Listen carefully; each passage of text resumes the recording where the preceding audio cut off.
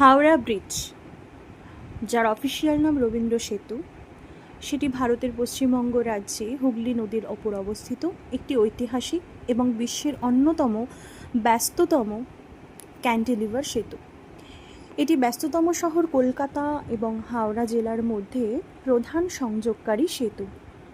1965 সালে কবিগুরু রবীন্দ্রনাথ ঠাকুরের নামানুসারে এর আনুষ্ঠানিক নাম রাখা হয় রবীন্দ্র সেতু।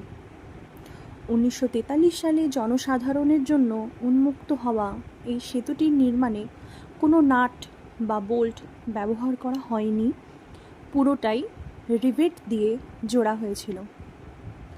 এটি বিশ্বের ষষ্ঠ দীর্ঘতম ক্যান্টিলিভার সেতু। এর মূল স্প্যান বা দৈর্ঘ্য প্রায় 457 মিটার, মানে 1500 ফুট, এবং এটি প্রতিদিন প্রায় 1 লক্ষ যানবাহন ও অগণিত পথচারী বহন করে। হাওড়া কলকাতার জন্য একটি সেতু দরকার ছিল ব্রিটিশদের, তাই তৈরি হয়েছিল কমিটিও। 1855 সেতু কমিটি চর্চা শুরু করলেও কোনো এক অজ্ঞাত কারণ বছর চারেক পর 1859 থেকে 60 সালে সেতু নির্মাণের প্রস্তাব ঠান্ডা ঘরে পাঠিয়ে দেওয়া হয়।